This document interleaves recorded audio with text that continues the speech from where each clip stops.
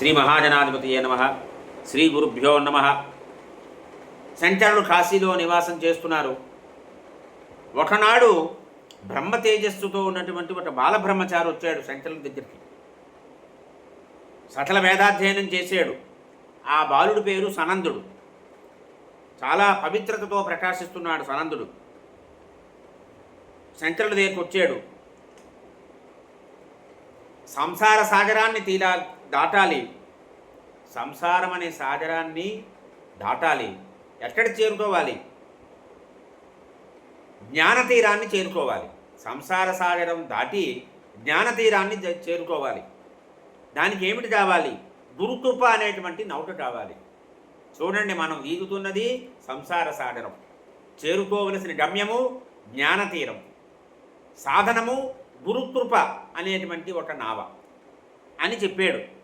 చెప్పి శంకరుల పాదపద్మాల మీద వాలిపోయాడు. అప్పుడు శంకరులు అడిగారు, నాయనా నువ్వెవరివి అని అడిగారు. నువ్వు ఒక్కడివే ఉన్నా ఎక్కువ మంది ఉన్నట్టుగా కనిపిస్తున్నది అన్నట్ట. నువ్వు ఉండే చోటు ఏమిటి అని అడిగేట. నువ్వు ఎక్కడి నుంచి వచ్చావు, నీ రాకకి కారణం ఏమిటి అని అడిగారు. శంకరులు మనసులో అనుకున్నారట, మంచి శిష్యుడు దొరికాడు అని. అంటే గురువు తెలుస్తుంది శిష్యుడిలో ఉన్న యోగ్యత, శిష్యుడిలో ఉన్నటువంటి లక్షణము, శిష్యుల్లో ఉన్న పాత్రత, ఇవన్నీ గ్రహిస్తారు గురువులు. వెంటనే ఆ శిష్యుడు బాలుడు అంటున్నాడు సనందుడు,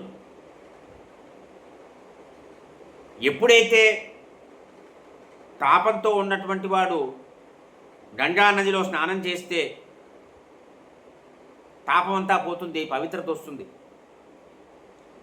ఎవరైతే మహావిష్ణువు పట్ల ఎంతో భక్తి కలిగి ప్రవహించేటువంటి కావేరీ నది ప్రవహించేటువంటి చోళ దేశంలో నా గృహం ఉన్నది, నేను కావేరీ నివాసుణ్ణి, బ్రాహ్మణ బాలుణ్ణి అని చెప్పాడు. అని మీరు దయా సముద్రుడు, మహాపురుషుల్ని దర్శించుకోవాలి అనేటువంటి కోరికతో దేశదేశాలు తిరుగుతున్నాను. ఈ కాశీక్షేత్రం చేరుకున్నాను. ఇక్కడ మీ యొక్క సత్కీర్తి ఆకాశాన్ని తాటుతోంది. నా పూర్వజన్మ ఫలం వల్ల మీ దర్శన భాగ్యం కలిగింది అన్నాడు. అని శరణాగతత్రాణ పరాయణులు మీరు, నేను ఈ జనన మరణ సంసార చక్రంలో చిక్కుకొని ఉన్నాను. నేను సుఖము దుఃఖము ఇత్యాది ద్వంద్వాలన్నీ ఉన్నాయి. ఈ ద్వంద్వాలన్నీ కూడా తాపాలు. నాకు ఆ తాపాల నుండి విముక్తిని కోరుతున్నాను నేను అన్నాడు. దిక్కులేని వాడిగా ఉన్నాను, అశాంతితో బ్రతుకుతున్నాను అన్నాడు. ఎందువల్లంటే మహాత్ములైనటువంటి వారు ఇతరుల యొక్క దుఃఖాన్ని తొలగిస్తారు, సహించరు. వాళ్ళకి దుఃఖం కాదు, ఇతరులు దుఃఖపడుతుంటే వీరు సహించలేరు. అయ్యో వాడు దుఃఖపడుతున్నాడే, ఆ దుఃఖం నుంచి వాడిని ఎలా బయట వేయాలనేది ఆలోచిస్తారు మహాత్ములైనటువంటి వారు. కాబట్టి నా ఆయన దయ ఉంచండి, ఈ సంసార తాపం నుండి రక్షించండి, విజ్ఞానము అనేటువంటి నౌకలో నాకు స్థానం కల్పించండి అని కోరాడు. చూడండి గురువుతో ఎలా మాట్లాడాలి, ఎంత సంస్కారవంతంగా మాట్లాడుతున్నాడు సనందుడు, బాలుడు అయినప్పటికీ కూడా. ఎప్పుడైతే మహాత్ములైనటువంటి వారు లభించారో అది దైవకృప వల్ల మాత్రమే సాధ్యమవుతుంది అని చెప్పాడు. చెప్పి నా మీద కృపాదృష్టి నిలపండి, జ్ఞానామృతాన్ని నా మీద వర్షించండి అని కోరాడు. నా గుణదోషాలని చూడకండి, మిమ్మల్నే గతిగా నేను భావించుకుంటున్నాను అన్నాడు. రక్షించండి అన్నాడు. అని ఎంతో పాపాత్ముడైనప్పటికీ కూడా వాడు బ్రహ్మజ్ఞానుని ఆశ్రయించినట్లయితే వాడి మీద కృపాదృష్టి వర్షిస్తారు మహాత్ములు. కాబట్టి శిష్యుడు అనేటువంటి వాడు ఆర్తితో గురువుని ఆశ్రయించాలి అని చూపిస్తున్నారు ఇక్కడ. అప్పుడు ఆర్తితో గురువుని ఆశ్రయించినప్పుడు, వేడుకున్నప్పుడు గురువు అనుగ్రహిస్తాడు, జ్ఞానోపదేశం చేస్తాడు, రక్షిస్తాడు అని చెప్తున్నారు. అని ఈ రకంగా అద్భుతమైనటువంటి అనేక రకాలుగా శంకరుడిని శరణు కోరాడు. శంకరుడిని జ్ఞానభిక్ష పెట్టమని కోరుకున్నాడు.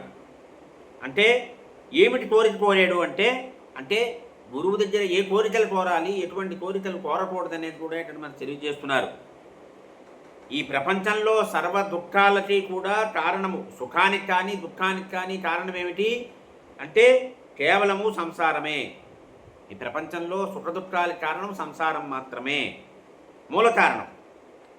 అది కొంతమంది ఏమిటారంటే సర్వాన్ని బ్రహ్మంగా తలుస్తూ ఉంటారు, సర్వాత్మ దృష్టి కలిగి ఉంటారు. స్వస్వరూప బ్రహ్మంలో నా బుద్ధి విహరించేటువంటి స్థాయి నాకు కల్పించండి అన్నాడు అని తమ యొక్క అఖండమైనటువంటి జ్ఞానం ఏదైతే ఉందో ఆ జ్ఞానం అనేటువంటి రసవత్తరమైనటువంటి బ్రహ్మానందాన్ని ఇచ్చేటువంటి జలాల్లో నా బుద్ధి ఎప్పుడు కూడా విహరించేలా చూడండి అన్నాడు. ఏ జలాల్లో విహరించాలట అంటే బ్రహ్మానందము అనేటువంటి జలాలు ఉన్నాయట, చాలా రసవంతంగా ఉంటాయట.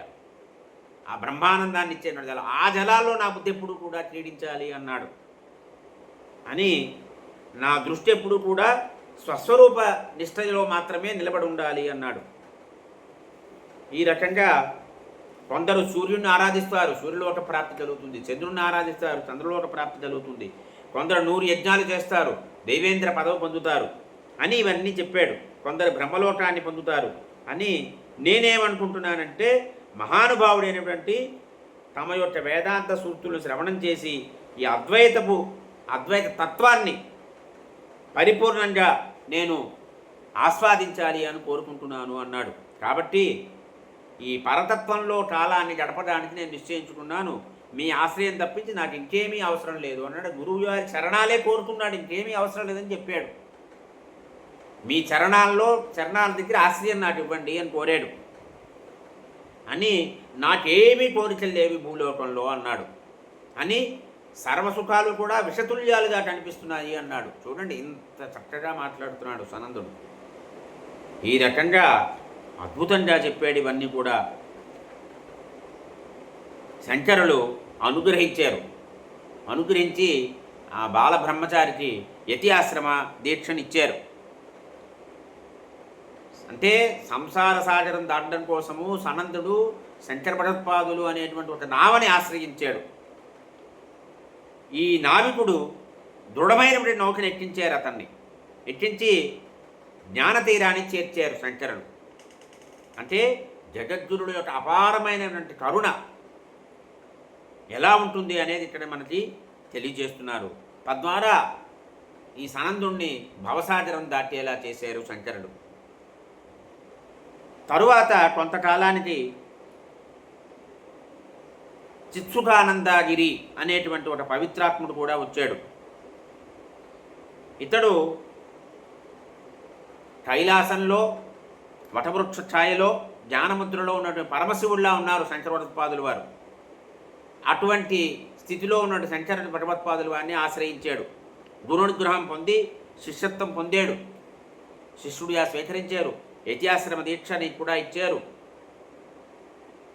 ఈ చిత్సుకాచార్యులు కూడా శంకర భగవత్పాదుల యొక్క శిష్యజనంలో చేరుకున్నాడు. ఈ రకంగా పరమాత్మ మహేశ్వరుడే శంకరుడుగా వచ్చాడు అనేటువంటి విషయము శిష్యులందరూ కూడా గ్రహించారు. ఈ సనందుడు, ఆనందగిరి అని మరో శిష్యుడు, చిత్సుదాచార్యులు వీరందరూ కూడా బోధన అవసరం లేదు. కేవలము గురువు గారి యొక్క సంజ్ఞల వల్ల మాత్రమే పరతత్వాన్ని గ్రహించేటువంటి స్థాయిలో ఉన్నటువంటి వారందరూ కూడా. ఈ రకంగా శంకరులు ఈ సూర్యుడు ఏ రకంగా అందరినీ ప్రకాశింపజేస్తాడో ఆ రకంగా ప్రకాశింపజేస్తున్నారు. ఇది శంకరులు వారి యొక్క శిష్యజనము కాశీక్షేత్రంలో ఏ రకంగా శిష్యజనం చేరింది అనేటువంటి విషయం ఇంతవరకు మనం చెప్పుకున్నాం.